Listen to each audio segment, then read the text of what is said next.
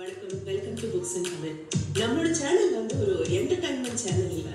அதே மாதிரி மனிதர்களுக்கே உரித்தான ஒரு பொதுவான குணம் என்னன்னா, எல்லாருக்குமே சொல்றேன், ஏதாவது ஒரு விஷயம் தப்பா போயிடுச்சுன்னா அதை இன்னொருத்தர் மேல அவன் பண்ணதுனால தான் தப்பாயிடுச்சு அப்படின்னு சொல்றது நம்மளுக்கு ஒரு மன ஆறுதலை கொடுக்கும்.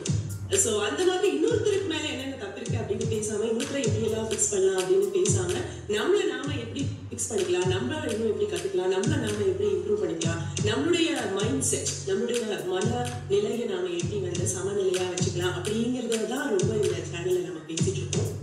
ஸோ அந்த ஒரு விஷயம் இருந்தும் கூட இந்த சேனலை பார்க்கறதுக்காக இந்த வீடியோ நீங்க ஓப்பன் பண்ணிருக்கீங்க அப்படின்னு சொன்னா, I really want to thank you. உங்களோட லவ் அண்ட் சப்போர்ட்டுக்கு ரொம்ப ரொம்ப நன்றி. கவலை இல்லாத மகிழ்ச்சியான வாழ்க்கையை தான் நம்ம எல்லாருமே விரும்புறோம். ஆனா நம்மளோட மூளை திரும்ப திரும்ப திரும்ப திரும்ப கவலைகளை உற்பத்தி பண்ணிக்கிட்டே இருக்கு. நமக்கு ஏற்படக்கூடிய, நாம அனுபவிக்கக்கூடிய எவ்ரிடே லைஃப்ல நாம அனுபவிக்கக்கூடிய கவலைகள்ல 80% கவலைகள் கற்பனை கவலைகள், டெலியூஷனல் worries அப்படின்னு சொல்றாங்க. இது நீங்க கேட்ட உடனே, உனக்கு என்ன தெரியும் என் லைஃப் பத்தி, என் வாழ்க்கையில என்ன பிரச்சனை இருக்குன்னு உனக்கு எப்படிமா தெரியும், என் வாழ்க்கை எனக்கு தான் தெரியும், எனக்கு என்னென்ன பிரச்சனைகள் இருக்கு, என்னென்ன கவலை இருக்குன்னு எனக்கு தான் தெரியும் அப்படின்னு நீங்க கேட்கறது எனக்கு நல்லாவே புரியுது. அது ரொம்ப நியாயமான கேள்வியும் கூட. ஆனா இப்ப நம்ம பேச பேச இந்த கற்பனை கவலைகளை பத்தி நம்ம பேச பேச உங்களுக்கே ஆமால, நம்ம இவ்வளவு விஷயங்களை தேவையில்லாம மனசுல போட்டு கவலைப்பட்டு இருக்கோம்ல, இந்த கவலைகள் இல்லாம கூட நம்மளோட மனசு நம்ம அமைதியா வச்சுக்கலாம்ல அப்படின்னு உங்களுக்கு தோணும். சோ அந்த கற்பனை கவலைகள் என்னென்ன, அந்த கற்பனை கவலைகள்ல இருந்து நாம எப்படி நம்மளை மீட்டுக்கிறது, அந்த கற்பனை கவலைகள் நம்மளோட ரிலேஷன்ஷிப்ஸ், உறவுகளை எப்படி பாதிக்குது, அதை எப்படி சரி பண்ணிக்கிறது. மூணாவதா ஹாப்பினஸ் கோஷன்ட், ஒரு ஓவராலா நம்மளுடைய மனதினுடைய மகிழ்ச்சி நிலையை எப்படி மேல கொண்டு வருது அப்படிங்கிறத பத்தி பேசணும். ஹாப்பினஸ் கோஷன்ட்னா என்னன்னா, ஒரு ஓவராலா நம்மளுடைய மனதினுடைய மகிழ்ச்சி நிலையை எப்படி மேல வச்சுக்கணும். அதாவது பெரும்பாலான நாட்கள் பாத்தீங்கன்னா நம்ம எல்லாருக்குமே பயங்கர மகிழ்ச்சி கொடுக்கக்கூடிய விஷயங்களும் எதுவும் நடக்காது, ரொம்ப சோகமான நம்மளை ஆழ்த்தக்கூடிய விஷயங்களும் எதுவும் நடக்காது. பெரும்பாலான நாட்கள் ரொம்ப நார்மலா தான் போயிட்டு இருக்கோம். ஆனா அந்த நார்மலான நாட்களையே நம்ம வந்து, ஐயோ போர் அடிக்குது, என் வாழ்க்கையில ஒரு ஸ்பைஸே இல்லை, என்னோட வாழ்க்கையில ஏதோ ஒண்ணு மிஸ் ஆகுது அப்படின்லாம் ரொம்ப யோசிச்சு அந்த நார்மலான நாளை நாமளாவே ஒரு சேடான நாளா மாத்திப்போம். அந்த மாதிரி இல்லாம நம்மளோட ஹாப்பினஸ் கோஷன்ட் அதிகமா இருந்ததுன்னா ஒரு நார்மலான நாளை நம்மளால ஒரு மகிழ்ச்சியான நாளா பெர்சீவ் பண்ண முடியும், பார்க்க முடியும், அனுபவிக்க முடியும். ரெண்டாவது என்னன்னா, யாருக்கெல்லாம் ஹாப்பினஸ் கோஷன்ட் வந்து ரொம்ப ஹையா இருக்கும் அவங்களுக்கெல்லாம் ஒரு வாழ்க்கையில ஏதாவது ஒரு பிரச்சனை, சிக்கல், தாங்க முடியாம துக்கம், துயரம் வந்தா கூட அதுல இருந்து எளிதாக மீண்டு வர முடியும். அதுதான் ஹாப்பினஸ் கோஷன்ட். ஸோ ஹாப்பினஸ் கோஷன்ட்டை எப்படி அதிகப்படுத்திக்கிறது, இந்த 3 பார்ட்டா தான் நம்ம இந்த வீடியோவை பிரிச்சிருக்கோம். ஸோ இந்த வீடியோவுக்கு நம்ம ஆதாரமா எடுத்துட்டு இருக்கக்கூடிய புத்தகம் ஷன்மியோ மசூனோ அப்படிங்கிற ஒரு ஜென் மாங்க் எழுதின டோன்ட் வரி, கவலைப்படாதீங்க அப்படிங்கிற புத்தகம் தான். ஸோ இதுல இருக்கிற மாதிரி அவர் ஒரு ஜென் மாங்கை, இதுல அவர் 48 விதமான லெசன்ஸை கொடுத்துருக்காரு. நான் அது எல்லாத்தையும் உங்களுக்கு சொல்ல போறதில்ல, பட் அது எல்லாத்தையும் ஒரு சம்மரைஸ் பண்ணி இந்த 3 டிஃப்ரெண்ட் கேட்டகரியா உங்க கூட ஷேர் பண்ண போறேன். இன்னும் உங்களுக்கு நிறைய டீட்டெயில்ஸ் தெரிஞ்சுக்கணும்னா இந்த புக்கு நீங்க படிச்சு பார்க்கலாம். It's is a wonderful book. I strongly recommend you to read this book. So இந்த வீடியோவில் நம்ம பார்க்க போற விஷயங்கள்லாம் ரொம்ப புதிய விஷயமா இருக்கும், இது உங்களுக்கு எல்லாம் தெரியவே தெரியாத விஷயமா இருக்கும் அப்படிலாம் நான் சொல்ல மாட்டேன். சில சமயம் என்ன ஆகுதுன்னு சொல்றாங்கன்னா, நமக்கு ஒரு விஷயம் வந்து ஈஸியா கிடைக்கிறதுனால, அதிகமா அவைலபிளா இருக்கிறதுனால நம்ம அதுக்கு ஒரு மரியாதை கொடுத்து எடுத்துக்க மாட்டேங்கிறோம். அதை நம்ம ஒரு டேக்கன் ஃபார் கிராண்டடா எடுத்துக்கிறோம் அப்படின்னு சொல்றாங்க உளவியலாளர்கள். ஸோ அந்த மாதிரியான கருத்துக்கள் தான் இந்த வீடியோ மூலமா நாம உங்க கூட பகிர்ந்துக்க போறோம். ஸோ இதுல இருக்கிற விஷயங்கள் உங்களுக்கு ஏற்கனவே தெரிஞ்சிருக்கும். ஆனா நான் சொல்ல சொல்ல உங்களுக்கு ஆமால எனக்கு தெரியும் இது ஏற்கனவே அப்படின்னு தோணக்கூடும். அப்படி தோணும் பொழுது அதை நம்ம லைஃப்ல இம்ப்ளிமெண்ட் பண்றதுக்கான ஒரு மோட்டிவேஷனா இந்த வீடியோ அமையட்டும் அப்படின்னு நான் நினைக்கிறேன். ஸோ நமக்கு ஏற்படக்கூடிய கற்பனை கவலைகள், டெலியூஷனல் worriesக்கான முதல் காரணம், நாம எப்ப பார்த்தாலும் நம்மளோட லைஃப்பை மற்றவங்களோட லைஃபோட கம்பேர் பண்ணிட்டே இருக்கிறது தான். நான் ஒரு மெசேஜ் ஒன்று படித்தேன், நம்ம வாழ்றதுக்கு வந்து ஒரு குறைவான அளவு பணம் தான் தேவைப்படும், ஆனா மற்றவனை மாதிரி வாழணும்னு நினைக்கும் போது தான் அதிக பணம் தேவைப்படுது அப்படின்னு. ஸோ அதே மாதிரி தான் நம்ம வாழ்க்கையை நம்ம மகிழ்ச்சியாவே வாழலாம், ஆனா இன்னொருத்தர் மாதிரி நாம வாழணும் அப்படின்னு இன்னொருத்தரை நம்ம ஒரு ஒரு ஸ்கேலா வச்சுட்டு அவங்கள ஒரு ஒரு கோலா வச்சுக்கும் பொழுதுதான் நம்ம வாழ்க்கை ஏதோ கீழே இருக்கிற மாதிரியும் நம்மகிட்ட எதுவுமே இல்லாத மாதிரியும் நம்ம அந்த பெரிய கோட்டுக்கு முன்னாடி ஒரு சின்ன கோடு மாதிரி நம்ம மனமே கற்பனை பண்ணிக்குது. இது எதனால நடக்குது? நாம ஏன் எப்ப பார்த்தாலும் மத்தவங்களையே கம்பேர் பண்ணிக்கிட்டே இருக்கோம் அப்படின்னு கேட்டா, மத்தவங்களையே பார்த்துட்டு இருக்கோம் அப்படின்னா, உண்மை என்னன்னா நம்மளுடைய உள் மன ஸ்வரூபம், அந்த நம்மளுடைய சுயம் பத்தி, நம்மளோட ஒரு ஆத்தென்டிக் செல்ஃப் பத்தின ஒரு அவேர்னஸ் நமக்கு இல்லாததுனால. என்னோட இன்ட்ரின்சிக் மோட்டிவேஷன் என்ன, நான் உண்மையிலேயே செய்ய நினைக்கக்கூடிய அந்த எனக்கு ஊக்கம் கொடுக்கக்கூடிய அந்த விஷயம் என்னன்னு எனக்கு தெரியல. சோ அந்த விஷயம் தெரிஞ்சா நான் அதை போய் செய்யலாம், செஞ்சா எனக்கு மகிழ்ச்சி வரும். ஆனா அது எனக்கு தெரியல. ஏன் தெரியல அப்படின்னா, நான் ஒரு உள்முகம் பயணம் போறதில்லை. எப்பொழுதுமே நம்மளோட கான்சென்ட்ரேஷனை, எப்பொழுதுமே நம்மளோட ஃபோக்கஸ், நம்மளோட மனதை வெளி உலக விஷயங்கள்ல மற்றவங்களோட வாழ்க்கை மேலேயே குவிச்சு வச்சிருக்கோம். நம்மளுடைய உடலை நாம கவனிக்கிறது இல்லை, நம்மளுடைய எண்ணங்களை நாம கவனிக்கிறது இல்லை, நம்மளுடைய உணர்வுகளை நாம கவனிக்கிறது இல்லை, நமக்கு ஏற்படக்கூடிய சிந்தனைகளை நாம பெருசா கவனிக்கிறது இல்லை. சோ இப்படி யாரெல்லாம் கவனிக்கிறது இல்லையோ அவங்க எல்லாருமே இன்னொருத்தரோட வாழ்க்கையோட தன்னோட வாழ்க்கையை கம்பேர் பண்ணிக்கிட்டே இருப்பாங்க. சோ இந்த மாதிரி கம்பேர் பண்றதுனால நமக்கு ஏற்படக்கூடிய பெரும் மன வலிக்கு பேரு பொறாமை. ஆனா நம்ம எல்லாரும் மனுஷங்க, ஒரு மனுஷங்களை பார்த்துதானே நம்ம கத்துக்கிறோம். நம்ம பேசுறதுல இருந்து, நடக்கிறதுல இருந்து, ட்ரெஸ் பண்ணிக்கிறதுல இருந்து, தலை வாரிக்கிறதுல இருந்து எல்லா விஷயமும் நம்ம யாரையும் பார்த்துதான் கத்துட்டு இருக்கோம். மொழியில இருந்து எல்லாமே. அப்ப யாரோடையுமே நான் யாரையும் கவனிக்க கூடாது, யாரோடையும் நான் கம்பேர் பண்ணிக்க கூடாது அப்படின்னு சொன்னாக்க நான் எப்படி கத்துக்க முடியும்? நான் எப்படி இந்த சமூகத்துக்கான ஒரு ஆளா என்ன நான் எப்படி மாத்திக்க முடியும் அப்படின்னு கேட்டா, ரெண்டு விஷயம் இருக்கு. ஒண்ணு, இன்னொருத்தரை நீங்க கவனிக்கும் பொழுது அவங்கள நீங்க இன்ஸ்பிரேஷனா எடுத்துக்கிறது. ரெண்டாவது, அவங்கள பார்த்து பொறாமப்படுறது.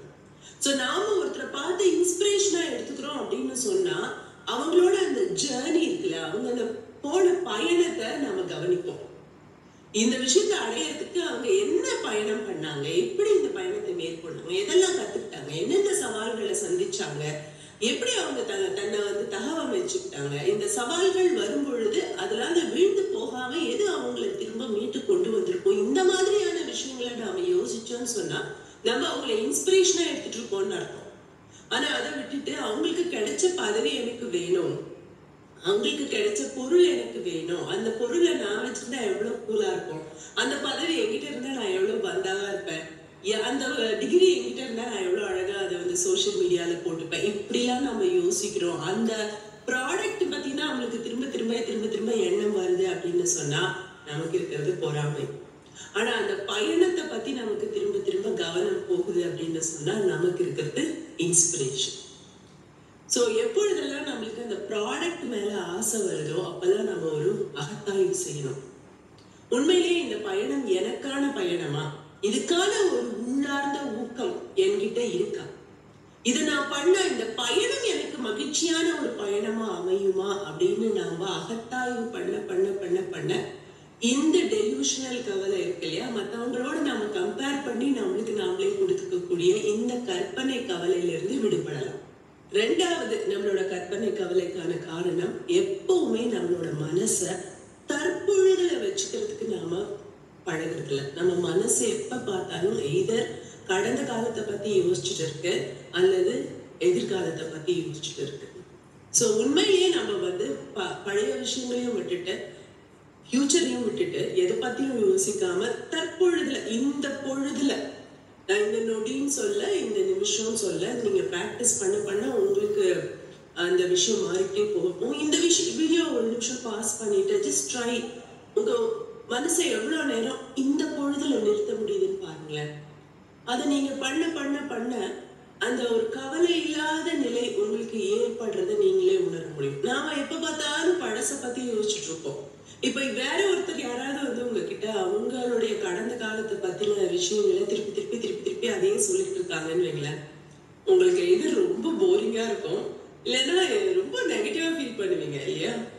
அவங்க இன்னொன்னு என்னன்னா, ஒருத்தர் கடந்த காலத்தை பத்தியே சொல்லிட்டு இருக்காருன்னா இந்த காலத்துல அவருக்கு இந்த பிரசன்ட் லைஃப்ல அவருக்கு ஒரு மோட்டிவேஷன் இல்லைன்னு அர்த்தம் அப்படின்னு சொல்றாங்க உளவியலாளர்கள். அதே மாதிரி ஃபியூச்சரை பத்தியே அவங்க நான் இப்படி பண்ணிடுவேன், ஃபியூச்சர்ல அப்படி பண்ணிடுவேன், இப்படி பண்ணிடுவேன் அப்படின்னு சும்மா அப்படி சொல்லிக்கிட்டே இருக்காங்கன்னா அவங்களுக்கு வந்து போதும் பண்ணிட்டு வந்து சொல்லு அப்படின்னு சொல்லுவீங்க இல்லையா? இப்போ அதே தான் நமக்கு நாமளே சொல்லிக்கிட்டு இருக்கோம். சோ அதை தாண்டி அதெல்லாமும் யோசிக்கணும் தான். நம்ம பாஸ்ட்ல பண்ண தவறுகளை பத்தி சிந்திக்கிறதுக்கும் அதை ரிஃப்ளெக்ட் பண்றதுக்கும் ஒரு டைம் ஒதுக்கணும். ஃபியூச்சரை பத்தி நாம யோசிக்கிறதுக்கும் இந்த ஃபியூச்சர் எனக்கானது தானா அப்படின்னு யோசிக்கிறதுக்கும் ஒரு டைம் ஒதுக்கணும்.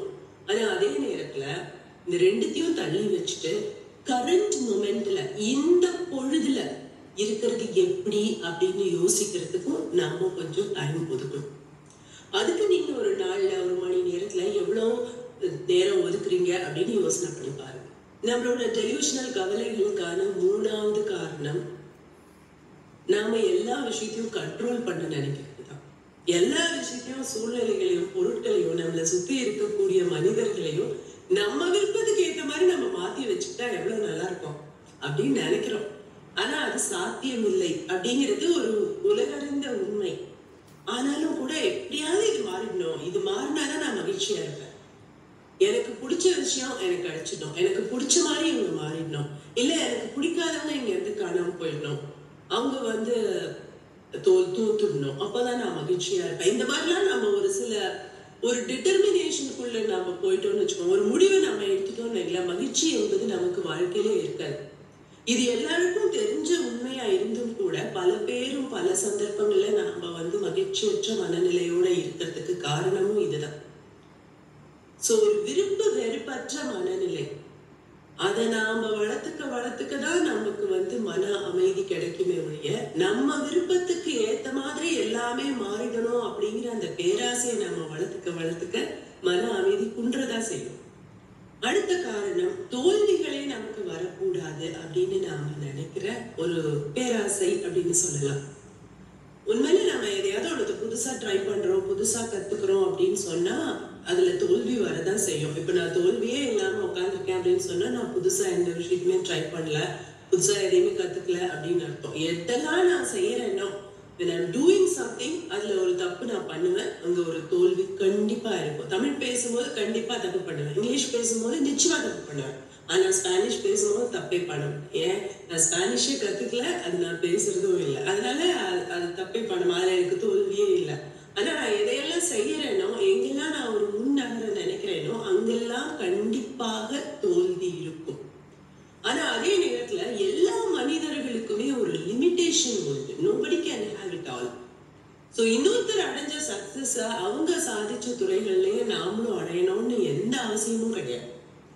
சோ நமக்கு எது வருமோ, என்னோட இன்ட்ரின்சிக் மோட்டிவேஷன் என்னதோ அதை நான் தெரிஞ்சுக்கிட்டு அதை நான் வந்து எனக்கு பயனளிக்கக்கூடிய விதத்திலையும் மற்றவர்களுக்கு பயனளிக்கக்கூடிய விதத்திலையும் நான் அதை மோட்டிவேட் பண்ணிக்கிட்டு அதுல கத்துக்கிட்டு அந்த இடத்துல நகர்ந்தேன் அப்படின்னு சொன்னா என்னுடைய மனமும் மகிழ்ச்சியாக இருக்கும்.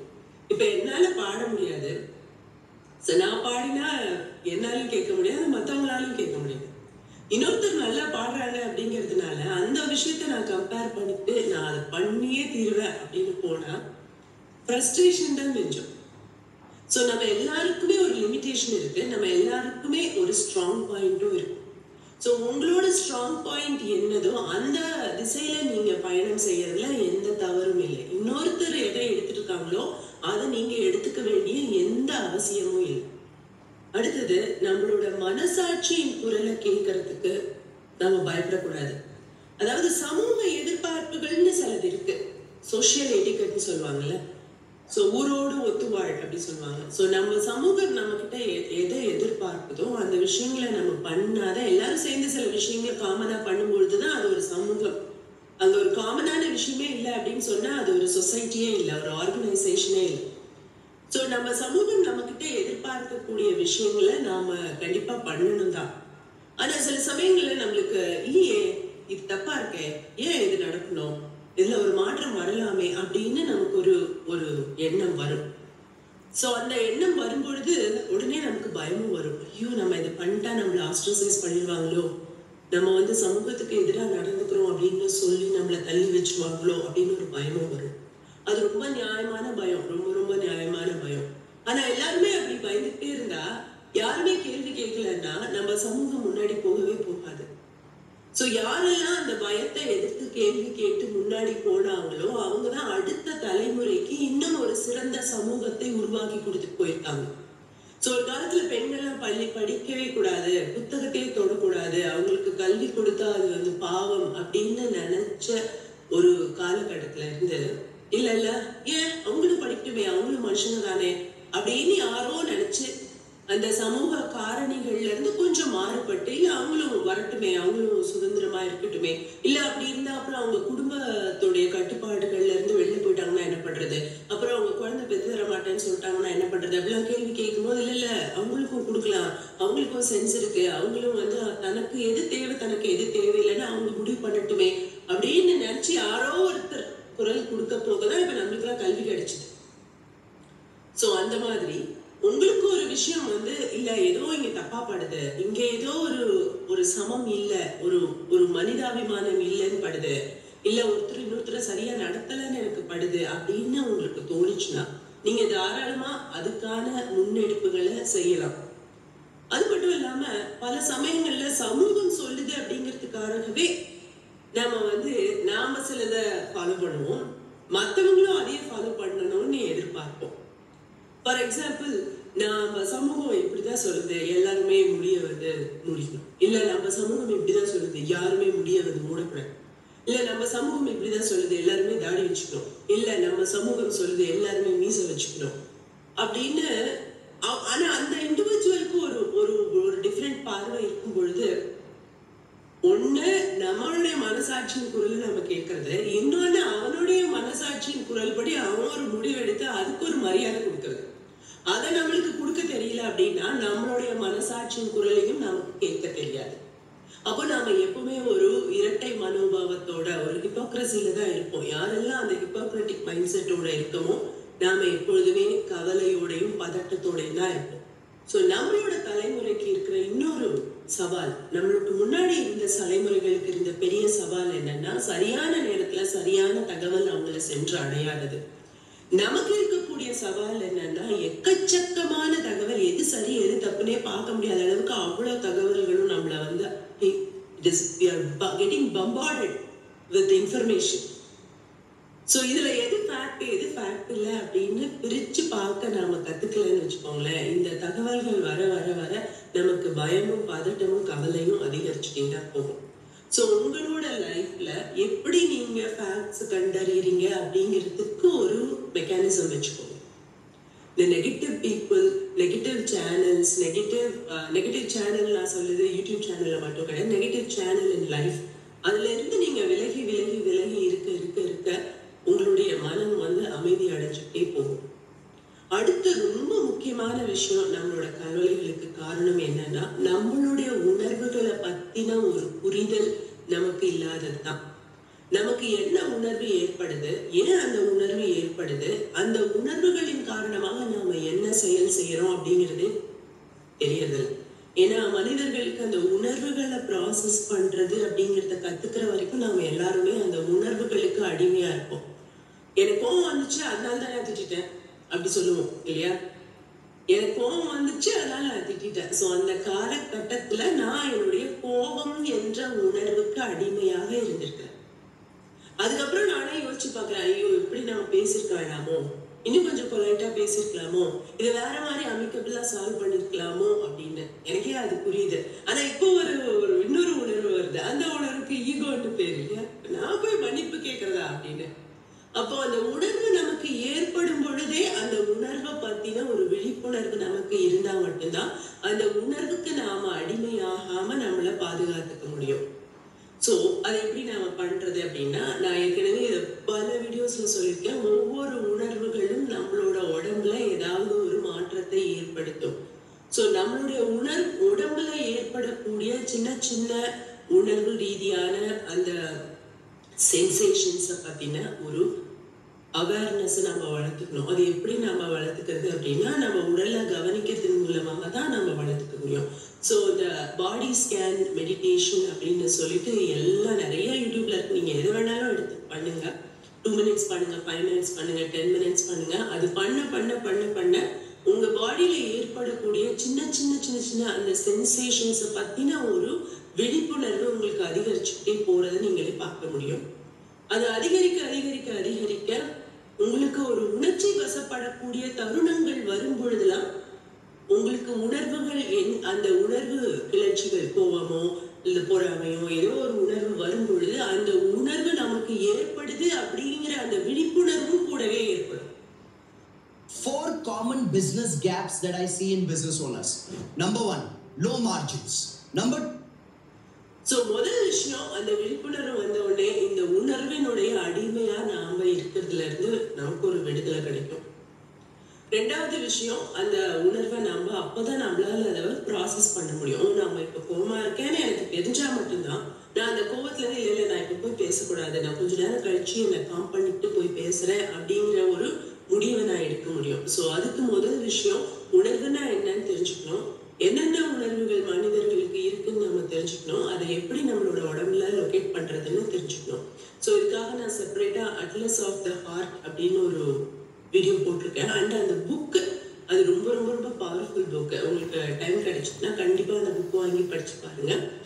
அண்ட் கண்டிப்பா இந்த பாடி ஸ்கேன் மெடிடேஷன், இதை நீங்க வந்து அது ஒரு மெடிடேஷன் கூட கிடையாது, ஒரு ரிலாக்ஸேஷன் டெக்னிக் மாதிரி. அமரிட்டா இட்ஸ் வெரி பவர்ஃபுல். அதை வந்து ப்ராக்டிஸ் பண்ணுங்க. அடுத்து நம்மளுடைய கற்பனை கவலைகளுக்கான மிகப்பெரிய காரணம் ரிலேஷன்ஷிப்ஸ். அதாவது நம்ம சில மனிதர்களை வந்து நம்ம நெருக்கமா வச்சுக்கவும் நினைக்கிறோம், ஆனா அவங்களோடய தான் நம்ம நிறைய சண்டையும் போடுவோம். குடும்பமே இல்லாம எல்லாத்தையும் திறந்துட்டு ஒரு காட்டுக்கு போய் வாழ முடியுமா அப்படின்னா முடியாது. ஆனா அந்த குடும்பத்துல இருக்கிறவங்களோட வந்து மகிழ்ச்சியா அதுவே எப்பொழுதுமே ஒரு சந்தோஷமா ஒரு நிம்மதியா வாழ முடியுமானா அதுவும் முடியல. ஸோ அந்த ரிலேஷன்ஷிப்ஸை எப்படி நம்ம ஹெல்த்தியா வச்சுக்கிறது அப்படிங்கிறத நம்ம தெரிஞ்சுக்கதான் நம்மளுடைய மன மகிழ்ச்சியும் அதிகரிக்கும், நம்மளோட குடும்ப மகிழ்ச்சியும் அதிகரிக்கும். ஸோ அதுக்கு முதலும் முக்கியமான விஷயம், நம்ம குடும்பத்துல மட்டும் இல்லை, எனி ரிலேஷன்ஷிப், உங்க ஃப்ரெண்ட்ஸா இருக்கலாம், உங்க ஒர்க் ஸ்பேஸ்ல இருக்கலாம், எப்பொழுதுமே நம்ம மனிதர்களோட ரிலேஷன்ஷிப்ல இருக்கிறோம். ஸோ இந்த மனிதர்கள் வந்து ஒரு கம்ப்யூட்டர் மாதிரி, ஒரு மைக் மாதிரி, ஒரு லைட் மாதிரி நம்ம அவங்கள ஸ்விட்ச் போட்டு ஆப்ரேட் பண்ண முடியாது. They are emotional animals. அவங்க ஒரு உணர்வு விலங்குகள். ஸோ அவங்களுடைய உணர்வுகளை பற்றியும் அவங்களுடைய ஒரு இன்ட்ரின்சிக் மோட்டிவேஷன் பற்றியும் அவங்களுக்கான ஒரு தேவைகளை பற்றியும் நாம் தெரிஞ்சுக்கிட்டாதான் நம்மளால அவங்களோட ஒரு ஹெல்தியான ரிலேஷன்ஷிப்பை மெயின்டைன் பண்ண முடியும். நம்பர் 1, அவங்கள மாத்துறது நம்மளோட நோக்கம் இல்லை. அவங்களுக்கு ஏத்த மாதிரி நம்ம எல்லா விஷயத்திலையும் அடிபணிஞ்சு போறதும் நம்மளோட நோக்கம் இல்லை. ஆனா அவங்கள புரிஞ்சுக்கிறதும் நம்மளுடைய எண்ணங்களை அவங்களுக்கு ஏத்த மாதிரி சொல்லி அவங்களுக்கு புரிய வைக்கிறதும் தான் நம்மளுடைய முக்கியமான நோக்கம். ஸோ அதுக்கு அந்த மனிதர்களுடைய பர்சனாலிட்டிஸ் பத்தி நம்ம தெரிஞ்சுக்கணும். ஸோ அந்த பர்சனாலிட்டிஸ் பத்தி எப்படி தெரிஞ்சுக்கிறது அப்படின்னு சொல்லி சரௌண்டட் பை இடியட்ஸ் அப்படின்னு ஒரு வீடியோ போட்டிருக்கேன். அது ரொம்ப ரொம்ப பவர்ஃபுல் புக்கு. உங்களுக்கு கண்டிப்பா அந்த புக்கு கிடைச்சதுன்னா நீங்க கண்டிப்பா படிங்க. அந்த வீடியோவை நான் டிஸ்கிரிப்ஷன் பாக்ஸ்ல கொடுக்குறேன். ஸோ அது நீங்க படிக்கும்பொழுது ஒவ்வொரு மனிதர்களுக்கும் அவங்களுடைய ஆக்சுவல் பர்சனாலிட்டிஸ் பத்தின விஷயங்களை நீங்க தெரிஞ்சுக்கலாம். ஸோ எந்தெந்த மனிதர்களை எப்படி ஹேண்டில் பண்ணணும் அப்படிங்கிறத பத்தி நான் ஒரு சின்ன விழிப்புணர்வை அந்த வீடியோ கொடுக்கும். அடுத்த முக்கியமான விஷயம், நாம எப்பவுமே மனிதர்களுக்கு கொஞ்சம் ஈல்ட் பண்ணணும். அதாவது ஒரு நல்ல ரிலேஷன்ஷிப் அந்த இடத்துல இருக்கணும் அப்படின்னு நாம நினைச்சோம்னா, முதல்ல விட்டு கொடுக்குற ஆளா, முதல்ல உதவி செய்யற ஆளா, முதல்ல அந்த கைண்டான வார்த்தைகளை சொல்ற ஆளா, முதல்ல அந்த சாஃப்டான பேச காட்டுற ஆளா நாம இருந்துடணும். நான் ஒரு வாட்டி ட்ரை பண்ணிட்டேன், 2 வாட்டி ட்ரை பண்ணிட்டேன், 3 வாட்டி ட்ரை பண்ணேன், அவங்க மாறவே இல்லைன்னு ஒவ்வொருத்தருக்கும் ஒரு டைம் எடுக்கும் இல்லையா? ஸோ நம்மளோட இயல்பை நாம மாத்திக்க முயற்சி பண்ணும் பொழுது வெளிப்புற சூழ்நிலைகள் எப்படி இருந்தாலும் உள்ளுக்குள்ள மகிழ்ச்சியோட இருக்கக்கூடிய அந்த தன்மையை நாம் அடைய முடியும். அடுத்தது, ஒரு ரிலேஷன்ஷிப் நல்லா இருக்கணும் அப்படின்னு சொன்னா அந்த மனிதர்கள் நம்மளை தேடி வரும்படியாக நாம இருக்கணும். ஸோ தேடி வரும்படியா நாம இருக்கணும் அப்படின்னு சொன்னா எப்படி இருக்கணும்? அவங்க என்ன கேட்டாலும் கொடுத்துடணுமா? எல்லாத்தையும் அவங்களுக்கு வாரி கொடுத்துட்டு நம்ம அவங்க சொல்றதெல்லாம் செஞ்சுட்டு அவங்க குட்ட குனிஞ்சிட்டு இருந்தா அவங்கள நம்ம தேடி வந்துட்டு இருப்பாங்களா அப்படின்னா அந்த மாதிரி இல்லை. ஒரு கைண்ட்னஸ் அண்ட் கேரிங் அதை நாம கொடுக்கும் பொழுது நம்மள அவங்க தேடி வருவாங்க. ஸோ ஒவ்வொருத்தருக்கும் ஒரு இன்டர்னலி அவங்களை மோட்டிவேட் பண்ணக்கூடிய விஷயம்னு ஒண்ணு இருக்கும். ஒவ்வொருத்தருக்கும் ஒண்ணு இருக்கும். அதை அவங்க மேல நம்ம உண்மையான அக்கறையோட கவனிக்கும் பொழுது அது அவங்கள இருக்காங்க அப்படின்னு. அப்போ நம்ம தேடி அவங்க வருவாங்க. ஸோ எனக்கு உங்க வாழ்க்கையில யாராவது இந்த மாதிரி இருந்திருக்கலாம். எனக்கு வந்து என்னோட லைஃப்ல ஒரு மென்டர் இருந்தாங்க. அவங்க எனக்கு மேனேஜர் கிடையாது. அதாவது அவங்க நான் நல்லா வேலை செஞ்சா அவங்களால எனக்கு பெனிஃபிட்டும் கொடுக்க முடியாது, நான் நல்லா வேலை செய்யலைன்னா எனக்கு கான்சிக்வன்ஸும் கொடுக்க முடியாது. அவங்க என்னோட மென்டர் மட்டுமே. அதனால அவங்க எனக்கு ஹெல்ப் பண்ணதுக்கு இருந்தாங்க, கோச் பண்றதுக்கு இருந்தாங்க. ஆனா அவங்களுக்கு இன்ட்ரின்சிக்கா ஆக்சுவலி எந்த பவரும் இல்லை. ஆனா அவங்க கிட்ட நான் திரும்பி போயிட்டே இருப்பேன். ஏன் அப்படின்னு சொன்னா அவங்க நம்பர் 1 ஷீ இஸ் எக்ஸ்பீரியன்ஸ்ட். அதுக்காக இல்லை, அவங்க உண்மையிலேயே நம்ம முன்னேறணும் அப்படின்னு ஒரு அக்கறையோட நம்ம செய்யக்கூடிய எல்லா விஷயங்களையும் கவனிச்சு ஃபீட்பேக் கொடுப்பாங்க. ஸோ நான் நல்லா பண்ணாத விஷயங்களையும் அவங்க நீ இதெல்லாம் நல்லா பண்ணல, இதெல்லாம் நல்லா பண்ணல, இங்க நீ இம்ப்ரூவ் பண்ணணும் அப்படின்னு சொல்லிட்டே இருப்பாங்க. யூஸ்வலா நம்ம யாராவது அப்படி சொன்னா உங்களுக்கு என்ன தெரியும், நானும் படிச்சுட்டு தானே இந்த வேலைக்கு வந்திருக்கேன், இன்ஃபேக்ட் நான் உங்களோட ஒரு டிகிரி அதிகமா படிச்சிருக்கேன்னு சொல்லதான் தோணும். ஆனா அந்த மாதிரி சொல்ல ஒரு தடவை கூட தோணாத மாதிரி அவங்க உண்மையிலேயே உள்ளார்ந்த அக்கறையோட என்னுடைய வேலைகளை கவனிச்சு ஃபீட்பேக் கொடுப்பாங்க. அதே மாதிரி எதெல்லாம் நல்லா பண்ணிருக்கேனோ அதெல்லாம் இன்னும் நல்லா பண்ணேன், இது நல்லா பண்றேன், உனக்கு இதெல்லாம் ஸ்ட்ராங் பாயிண்ட்ஸ் அப்படின்னு சொல்லி அதையும் மோட்டிவேட் பண்ணுவாங்க. ஸோ அந்த மாதிரியான மனிதர்கள், உண்மையான அன்பும் அக்கறையும் காட்டக்கூடிய புத்திசாலியான மனிதர்கள். She was also intelligent. அதனாலதான் அவங்களால இன்னொருத்தரோட வேலையை கவனிச்சு ஃபீட்பேக் கொடுக்க முடியுது, ஒருத்தரோட பர்சனாலிட்டியை கவனிச்சு ஃபீட்பேக் கொடுக்க முடியுது, நம்மளோட growth கவனிச்சு ஃபீட்பேக் கொடுக்க முடியுது இல்லையா. So she was intelligent, she was kind, she was caring. So அதனாலதான் அவங்க கிட்ட நான் திரும்பி எப்பெல்லாம் கொஞ்சம் 5 நிமிஷம் ஒரு பிரேக் கிடைச்சா கூட நான் அவங்க கிட்ட போயிட்டு உட்காந்துப்பேன். அவங்க என்ன பண்றாங்க, என்ன சொல்றாங்க அப்படிங்கிறத கவனிப்பேன். Now she is retired. So இப்போ கூட நான் அவங்களை அப்டேட் பண்ணிட்டே இருப்பேன், என்னோட வேலை எப்படி போயிட்டு இருக்கு அப்படின்னு. அந்த மாதிரியான மனிதர்களா நம்ம இருக்கும் பொழுது, உண்மையான அக்கறையும் அன்பும் கொடுக்கக்கூடிய மனிதர்களா நாம இருக்கும் பொழுது நம்மள மக்கள் தேடி வருவாங்க. அந்த மாதிரி நம்ம மக்களை தேடி வர வைக்கணும். அப்பதான் நம்மளோட ரிலேஷன்ஷிப் ஃபிளரிஷ் ஆகும். அடுத்த முக்கியமான விஷயம் ரிலேஷன்ஷிப் ஃபிளரிஷ் ஆகிறதுக்கு நம்ம காது கொடுத்து கேட்கறது. நாம கிட்ட ஒரு விஷயத்த அவங்க பகிர்ந்துக்கும் பொழுது நாம காது கொடுத்து கேட்கிறோம் அப்படிங்கிற ஒரு எண்ணத்தை அவங்களுக்கு ஏற்படுத்தலைன்னு சொன்னா அந்த ரிலேஷன்ஷிப் அங்கேயே ஃபிளாப் ஆயிடும். ஸோ நம்ம காது கொடுத்து கேட்கறதும், அவங்களுக்கு உதவி தேவைப்படும் பொழுது நம்மளுக்கு ஜென்யூனா முடியும்னா அந்த உதவியை நாம செய்யறதும், நம்மளுக்கு உதவி தேவைப்படும் பொழுது அவங்க கிட்ட கேட்கறதும். அதே மாதிரி எந்த ஒரு ரிலேஷன்ஷிப்பையும் ஒரு ப்ராஃபிட் லாஸா பார்க்காம இருக்க கத்துக்கணும். எல்லா ரிலேஷன்ஷிப்பும் கிவ் அண்ட் டேக் தான். Every relationship is give and take. அது அம்மா குழந்தை ரிலேஷன்ஷிப்பா இருக்கலாம், ஹஸ்பண்ட் அண்ட் ஒய்ஃப் ரிலேஷன்ஷிப்பா இருக்கலாம், ஒரு டீச்சர் ஸ்டூடெண்ட் ரிலேஷன்ஷிப்பா இருக்கலாம். எங்கேயுமே ஒரு கிவ் அண்ட் டேக் இருக்கு. ஆனா அந்த கிவ் அண்ட் டேக்ங்கிறது அந்த ரிலேஷன்ஷிப்பை மூவ் பண்றதுக்கும், ஒருத்தர் காம்ப்ளிமெண்ட் பண்ணிட்டு ஒருத்தர் ஸ்ட்ராங் பண்ணிக்கிறதுக்கும் தான் இருக்கணுமே ஒழிய, அதை ஒரு லாப நஷ்ட கணக்கா நம்ம பார்க்க ஆரம்பிச்சோம் அப்படின்னு சொன்னா எல்லா ரிலேஷன்ஷிப்பாலையும் நம்மளுக்கு கவலைகள் மட்டும்தான் மிஞ்சும். அடுத்தது பார்ட் 3, நம்மளோட ஹாப்பினஸ் கோஷன்ட்டை எப்படி ஜாஸ்தி பண்ணிக்கிறது. இயல்பிலேயே நம்ம மகிழ்ச்சி கொண்ட மனிதர்களாக, மன நிறைவு கொண்ட மனிதர்களாக ஆகிறதுக்கு நம்மளுடைய நாளாந்திர வாழ்க்கையில நம்ம சில விஷயங்களை செய்யலாம். முதல் விஷயம், காலையில எழுந்திரிச்ச உடனே செரிஷ் தி மார்னிங் அப்படின்னு சொல்றாரு இந்த ஆத்தர். அதாவது காலையில எழுந்திரிச்ச உடனே நீங்க ஏதோ ஒரு வேலை செய்வீங்க இல்லையா, அந்த வேலையை ரொம்ப மைண்ட்ஃபுல்லா உங்களுடைய மனதை கவனத்தை அந்த வேலையில செலுத்தி ரொம்ப ஒரு உங்களுக்கான ஒரு மகிழ்ச்சியான நேரமா அந்த நேரத்தை கன்சிடர் பண்ணுங்க. அது ஒரு 5 நிமிஷம் இருக்கலாம், 10 நிமிஷம் இருக்கலாம், ஒருத்தருக்கும் ஒரு டைம் இருக்கலாம். அது நீங்க காஃபி குடிக்கிற டைமா இருக்கலாம், இல்ல ஒரு பாசிட்டிவான ஒரு புக்கு படிக்கிற அந்த 10 நிமிஷமா இருக்கலாம், இல்ல பாசிட்டிவான ஒரு வீடியோ கேட்கிற ஒரு 10 நிமிஷமா இருக்கலாம், அல்லது நீங்க ஒரு வாக்கிங் பண்ற ஒரு 10 நிமிஷமா இருக்கலாம். ஸோ அல்ல உங்க குழந்தை கொஞ்சம் அந்த 10 நிமிஷமா இருக்கலாம்.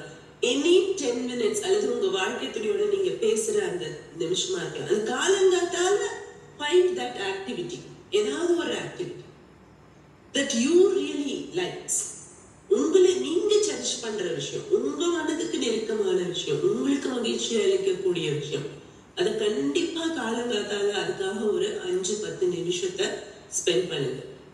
அதே மாதிரி நீங்க அடிக்கடி இயற்கை இருக்கக்கூடிய இடங்களுக்கு நீங்க போறதும், அல்லது காலங்காத்தால உங்க வீட்டுக்கு பக்கத்துல அந்த பறவைகளோட சத்தத்தை நீங்க கவனிக்கலாம். மனிதர்களுடைய சத்தத்தையும் கவனிக்கலாம். காலங்காத்தால மனிதர்களும் இயற்கையின் ஒரு அங்கம் தான். ஸோ அந்த நேரத்துல பாத்தீங்கன்னா மற்ற சத்தமெல்லாம் டவுனா இருக்கும் பொழுது அங்க இருக்கக்கூடிய இப்ப எங்க வீட்டு பக்கத்துல அந்த பால்காரரோட சத்தம், அவங்களுடைய சத்தம், அந்த அந்த பெல், அந்த பேர்ட்ஸோட சத்தம், நாய் குறைக்கிற சத்தம், ஏதோ ஒண்ணு இருக்கும். அது எல்லாமே ஒரு இயற்கை தான். அது தவிர உங்களால ஒரு இயற்கையோட ஒரு இடத்துல போய் வாக் பண்ண முடியும், இல்ல ஒரு நீர்நிலைகள் இருக்கிற இடத்துக்கு போக முடியும் அப்படின்னா cherish that time. அந்த 5-10 நிமிஷம் spend that time for you. அடுத்த ரெண்டாவது விஷயம், இந்த ஆத்தர் ஒரு ஜென் ஞானி அப்படிங்கிறதுனால ஒரு ஜப்பானிய மக்கள்கிட்ட இருக்கிற ஒரு பழக்கத்தை வந்து சொல்லியிருக்காரு. எல்லார் வீடுகளையும் ஒரு ஆல்டர் அப்படின்னு ஒரு இடம் இருக்கும். நம்ம வீடுகள்ல இருக்கிற ஒரு பூஜை அறை மாதிரி, ஒரு தொழுகை அறை மாதிரி, நீங்க இறைவனை, உங்களுக்கு இறைவன் நம்பிக்கை இருக்குன்னு சொன்னா இறைவனை பிரார்த்தனை பண்ணிக்கூடிய ஒரு இடம், உங்க வீட்டுல ஒரு சின்ன இடம். அந்த இடத்துல நீங்க உட்கார்ந்து மன அமைதியோட உங்களோட மனதில் இருக்கக்கூடிய விஷயங்களை நீங்க கவனிக்கிறதுக்கு அது ஒரு இடமா இருக்கும்.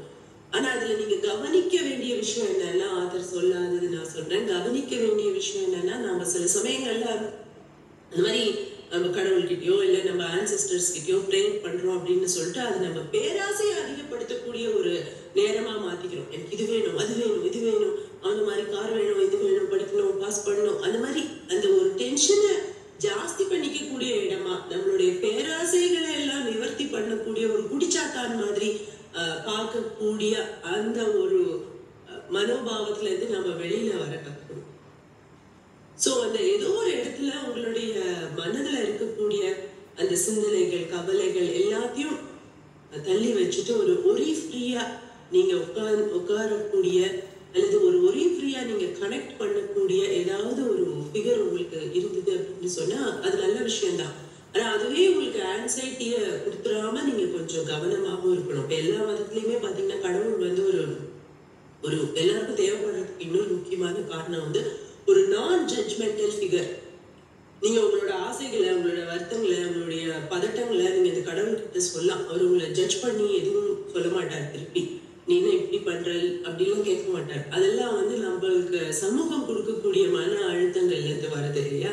சோ அந்த நான் ஜட்ஜ்மெண்டல் ஃபிகரா உங்களுக்கு ஒரு கடவுள் வேணும் அப்படின்னு சொன்னா வச்சுக்கோங்க. But always be aware that அதே ஒரு நம்பிக்கை உங்களை ஒரு ஆன்சைட்டிக்குள்ள, ஒரு பதட்டத்துக்குள்ள, பேராசைக்குள்ள இழுத்துட்டு போயிடாமலும் நீங்க பாத்துக்கணும்.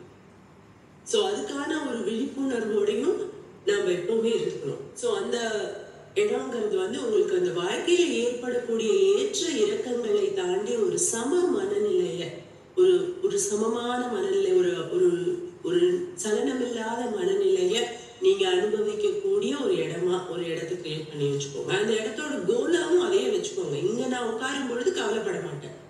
இந்த 5 நிமிஷம், இந்த 10 நிமிஷம் நான் என்னோட வாழ்க்கையோட கவலை எல்லாத்தையும் தள்ளி வச்சுட்டு இருக்க போறேன். திஸ் இஸ் மை ஒரே ஃப்ரீ டைம், கவலையற்ற நேரம் அப்படின்னு ஒரு 5 நிமிஷத்தை ஒதுக்குங்க, ஒரு 10 நிமிஷத்தை ஒதுக்குங்க.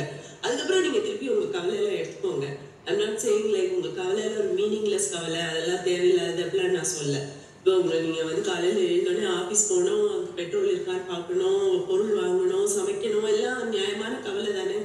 இன்ஃபேக்ட் இந்த கவலைகளுக்கு வந்து நம்ம கவலைன்னு பேர் வைக்கிறத விட இதுக்கு பொறுப்புன்னு பேர் வைக்கலாம். நிறைய பொறுப்புகள் நம்மளுக்கு இருக்கு.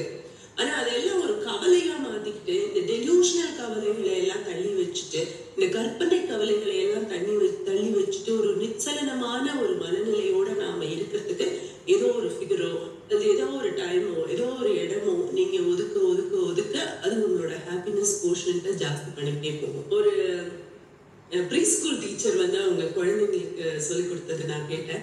அவங்க வந்து என்ன சொல்லி கொடுத்துருக்காங்கன்னா, அந்த குழந்தைங்களுக்கு வந்து எல்லாருக்கும் ஒரு குட்டி குட்டி பொம்மை மாதிரி அந்த ஐஸ்கிரீம் குச்சி இருக்குல்ல, சாப்ஸ்டிக்ல வந்து சாப்ஸ்டிக் அதுல வந்து பண்ண வச்சு அதை வீட்டுக்கு கொடுத்து வச்சிருக்காங்க. அது என்னன்னா அதுதான் அந்த அவங்களோட ஒரே டாலாம்.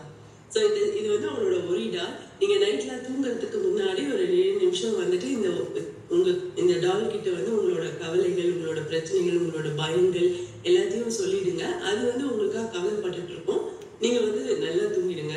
ஸோ உங்க கவலைகளை பகிர்ந்துக்கிறதுக்காக ஒரு பொம்மை, அந்த மாதிரி ஏதாவது ஒண்ணு. So something that helps you to calm down, அந்த மனநிலைய அச்சீவ் பண்றதுக்கு. ஸோ அது வந்து உங்களோட அந்த இந்த பொழுதுல இருக்கிறதுக்கு அந்த ஸ்டில்னஸ் அச்சீவ் பண்றதுக்கான ஒரு ப்ராக்டிஸாகவும் இருக்கும்.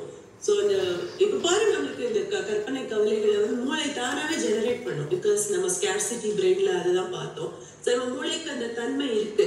ஸோ அந்த தன்மையில இருந்து நம்மளோட மூளையை மீட்கிறதுக்கான ஒரு பயிற்சியா நாம இது பண்ணணும். அடுத்து நம்மளுடைய மன மகிழ்ச்சி அதிகரிக்கணும் அப்படின்னு சொன்னா நாம செய்ய வேண்டிய இன்னொரு விஷயம் வந்து அட்டாச்மெண்ட்ஸை குறைச்சிக்கிறது. எது மேலெல்லாம் நம்ம அதிக பற்று வச்சிருக்கோமோ அதனால எல்லாம் நம்மளுக்கு துன்பம் வந்தே தீரும், வரும், கண்டிப்பா வரும், மாற்ற முடியாத உண்மை. சோ யாதனின் நீங்கியார் நோதல் ஆதனின் இல்ல அப்படின்னு சொல்லுவாங்க இல்லையா திருவள்ளுவர். எதுல இருந்தெல்லாம் நீங்க விலகி இருக்கீங்களோ அதனால எல்லாம் உங்களுக்கு துன்பம் இல்லை.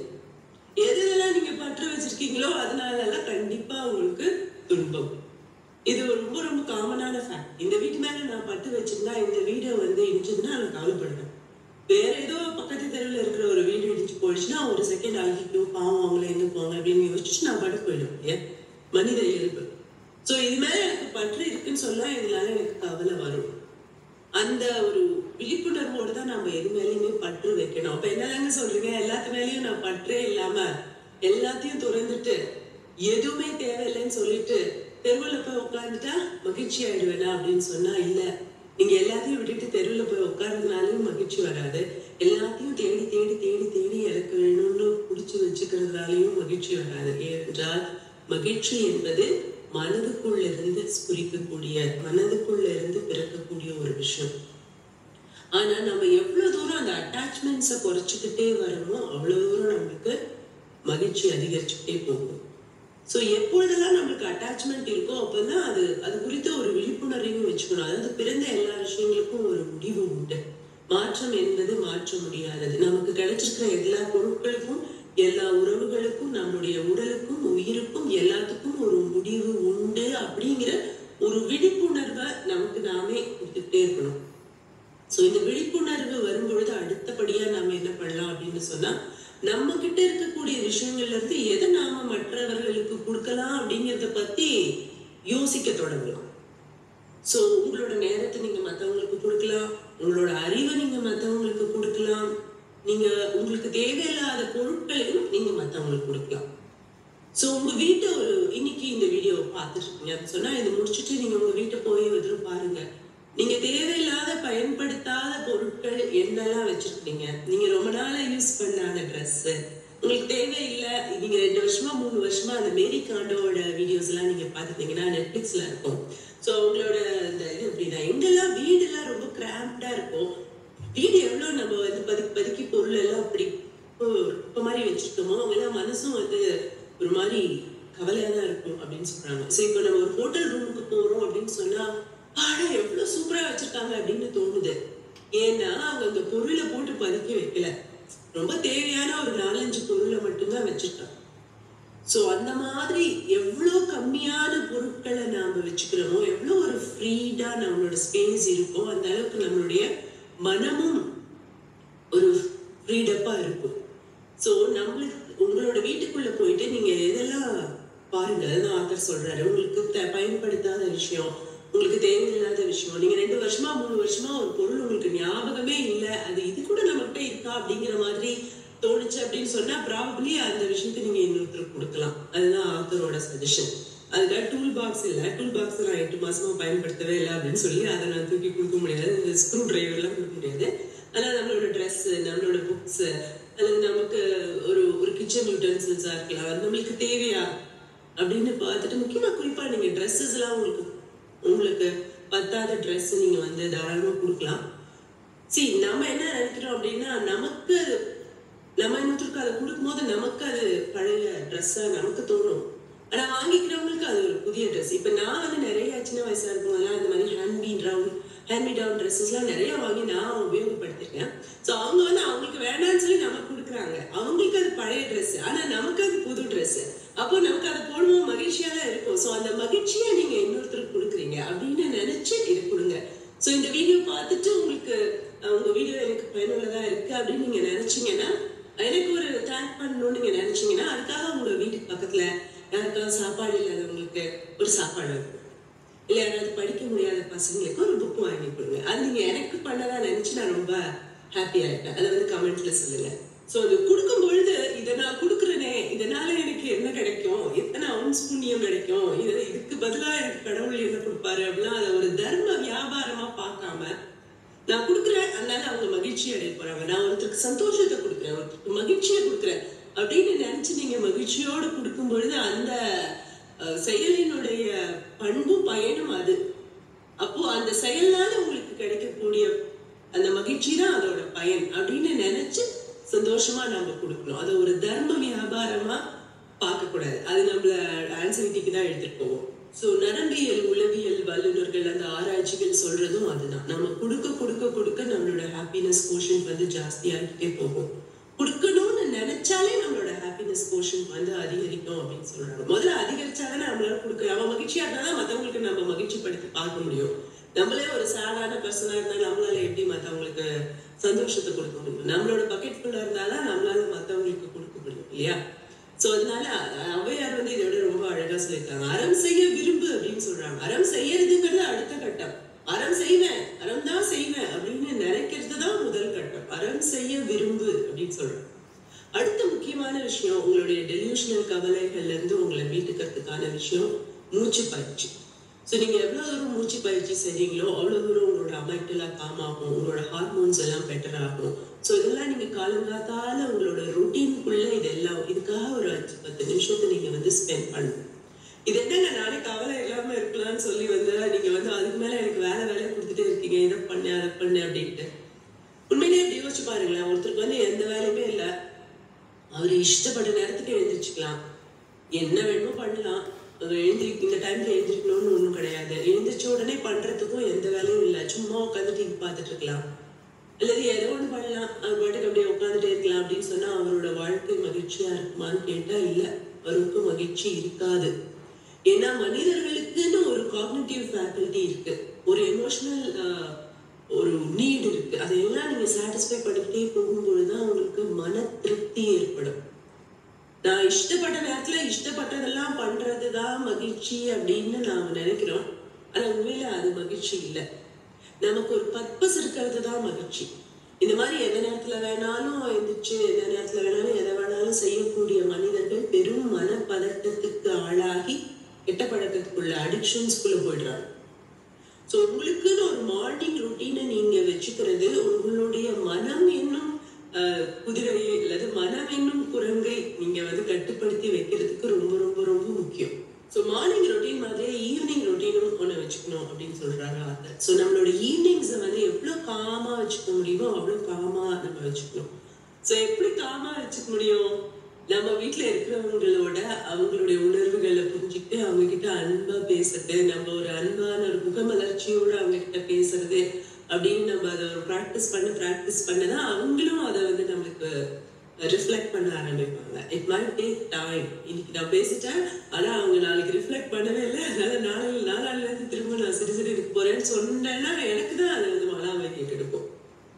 ஸோ அந்த பெரிய முடிவுகளை அந்த ராத்திரி நேரத்துக்கு எடுக்கணும், அந்த டைம்ல வச்சுக்காதீங்க அப்படின்னு சொல்றாங்க ஆத்தர்.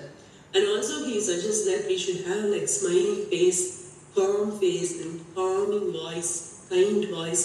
அந்த சாயந்தரம் சூரியன் இறங்க நம்மளும் நம்மளோட அந்த ஒரு ஹைப்பர்ல இருந்து அப்படியே இறங்கி வந்து ஒரு காம் பர்சனா ஆனாதான் நம்மளாலையும் நிம்மதியா தூங்க முடியும், நம்ம மனசும் நிம்மதியா இருக்கும், நம்மளால மற்றவங்களுக்கும் ஒரு தொல்லை ஏற்படாம இருக்கும், அப்பதான் வீடும் நிம்மதியா இருக்கும், சூழலே நிம்மதியா இருக்கும். ஸோ இந்த கவலைகளை குறைச்சிக்கிறதுக்கு, கவலைப்படாம இருக்கிறதுக்கு கவலை இல்லாத ராத்திரிகள் ரொம்ப முக்கியம்.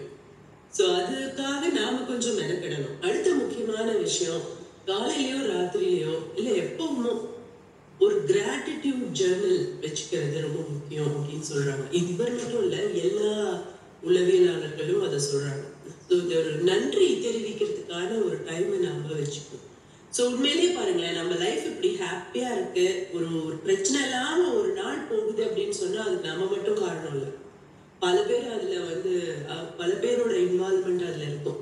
பக்கத்து வீட்டுக்காரர் எந்த தொல்லை கொடுக்கல, அவங்க வீட்டு நாயை நம்ம வீட்டுல அவுத்து விடல, இந்த நம்ம வீட்டுல இருக்கிறவங்க வந்து நம்மள எதுவும் திட்டல, எதுவும் பிரச்சனை கொடுக்கல, நம்மளுக்கு சாப்பாடு கொடுத்துருக்காங்க, நம்மளுக்கு ஒரு எலக்ட்ரிசிட்டி கரெக்டா வந்திருக்கு, கவர்மெண்ட் நம்மளுக்கு ஒரு பிரச்சனை கொடுக்கல, ஸோ நம்மளோட காலேஜ் இன்னைக்கு ஒரு பிரச்சனை கொடுக்கல. இப்படி எவ்வளவோ விஷயங்கள் நம்மளுக்கு வந்து நினைச்சு பார்த்து நன்றி சொல்றதுக்கு இருக்கு. ஆனா நம்ம அதை வந்து டேக்கன் ஃபார் கிராண்டடா எடுத்துக்கிறோம். அதை நம்ம பெருசா யோசிக்கிறது இல்லை. ஆனா அவங்க ஏதாவது ஒரு தப்பு பண்ணிட்டாங்கன்னு வைக்கலாம், அன்னைக்கு மட்டும் நம்ம வந்து அதை நினைச்சு பார்த்து கோவப்பட்டு அவங்க கிட்ட போய் சண்டை பிடிக்கிறோம். ஸோ அந்த அந்த நிலை மாறணும் அப்படின்னு சொன்னா சின்ன சின்ன விஷயங்கள், ஒரு நாளைக்கு 2-3 விஷயங்களாவது நான் யோசிச்சு பார்த்து நான் வந்து கிராட்டிடியூட் நான் ப்ராக்டிஸ் பண்ணுவேன். ஸோ அந்த நன்றி உணர்ச்சியை ஒரு ப்ராக்டிஸா நம்ம பண்ணணும். அடுத்த லெவல் வந்து அவங்ககிட்டே போய் அந்த நன்றியை தெரிவிக்கிறது. ஸோ அதனால அவங்களுக்கு ஒரு ரிலேஷன்ஷிப் வந்து ஃப்ளரிஷ் ஆகணும், ஹாப்பியா ஹெல்த்தியா லாங் டேர்மா போகணும் அப்படின்னு சொன்னா அவங்க கிட்ட இருக்கிற குறைகளை மட்டும் நம்ம சொல்லிட்டே இருந்தா முடியாது. அந்த வேர்ட்ஸ் ஆஃப் அப்ரிசியேஷன் அங்க இருக்கணும். அவங்க கிட்ட இருக்கிற நிறைகளையும் நாம பார்த்து பாராட்ட கத்துக்கணும். ஸோ அப்படி இல்லைன்னு சொன்னா அந்த ரிலேஷன்ஷிப்பாலையும் நம்மளுக்கு கவலைகள் வரும். இன் ஜென்ரலும் நம்ம ஒரு கவலையான பர்சனா இருப்போம். ஏன்னா நமக்கு பார்த்து நன்றி தெரிவிக்கிறதுக்கு சந்தோஷப்படுறதுக்கு 1000 விஷயங்கள் இருந்தா கூட அதையெல்லாம் வந்து ஒரு புறங்கையால தள்ளிட்டு கவலைப்படுறதுக்கு எங்கெல்லாம் விஷயம் இருக்குன்னு தேடி தேடி தேடி கவலைப்படுற ஆட்டிடியூட நாம வளர்த்துக்கிட்டே போகும். ஸோ அடுத்த விஷயம் வந்து கனிவான வார்த்தைகளை பேச பழகிக்கிறது. இனிய உளவாக இன்னாத குரல் அப்படின்னு சொல்றாங்க இல்லையா? ஸோ அந்த இனிய வார்த்தைகள் எவ்வளவோ இருக்கும் பொழுது அந்த இனிய வார்த்தைகளை பேசுறதுங்கிறது நமக்கு ஒரு பயிற்சியா நம்ம எடுத்தாதான் வரும். ஏன்னா சில சமயங்கள்ல நம்ம வீடுகளே அந்த மாதிரி இருந்திருக்கும். எப்ப பார்த்தாலும் அவங்க வந்து சண்டை பிடிக்கிற ஒரு பேரண்ட்ஸ் இருந்திருக்கலாம். அந்த மாதிரியான ஒரு சூழல்ல நம்ம வளர்ந்துருக்கலாம். நம்மளோட ஆசிரியர் எப்பொழுதும் நம்மளை குறை சொல்றவரா இருந்திருக்கலாம். நம்மளோட வாழ்க்கை துணை அப்படி இருக்கலாம். ஸோ அது வந்து நேச்சுரலாவே நம்மளுக்குள்ள அதை வந்து அவங்க போட்டு வச்சிருப்பாங்க. ஸோ அதை நம்ம வெளில எடுத்துட்டு நமக்கான நம்மள நம்ம ரீபேரண்டிங் பண்ணிக்கணும். ஸோ அந்த கனிவான வார்த்தைகளை மனசுக்குள்ளேயும் பேசி பார்த்து மற்றவங்க கிட்டயும் பேச பேச பேச அவங்களுக்கு மட்டும் இல்லை நமக்குமே அது வந்து ஒரு மன மகிழ்ச்சியை கொடுக்கும் அப்படின்னு சொல்றாரு. ஸோ அண்ட் ஆல்சோ எப்பயாவது எல்லா நேரத்தையும் நம்ம ஏதாவது பேசிட்டே இருக்கணும் அவசியம் இல்லை. பேசாம நம்ம அமைதியா இருக்கவும் தெரிஞ்சுக்கணும். So practice silence also. So இதெல்லாம் நம்ம பண்ண பண்ண பண்ண நம்ம வந்து இந்த தேவையில்லாத கற்பனை கவலைகள்ல இருந்து நம்மளோட வாழ்க்கைய மீட்டுக்க முடியும் அப்படிங்கிறது தான் இந்த புத்தகத்துடைய சாராம்சம். உங்களுக்கு கண்டிப்பா இந்த புக் ஒரு படிக்கிறதுக்கு ஒரு சான்ஸ் கிடைச்சுன்னா definitely try reading this book. நான் எப்பவுமே சொல்ற மாதிரி ஒரு புக்கை நான் சம்மரைஸ் பண்றேன் அப்படின்னு சொல்ல முடியாது. ஒரு புத்தகத்துல இருந்து நான் என்ன கத்துக்கிட்டேன், எனக்கு என்ன புரிஞ்சுது, நான் என்ன தெரிஞ்சுக்கிட்டேன், என்னோட பார்வை என்ன அப்படிங்கிறத மட்டும்தான் உங்களோட ஷேர் பண்ணிட்டு இருக்கேன். Thanks for watching the video. Thanks for all your love and support. See you in the next video.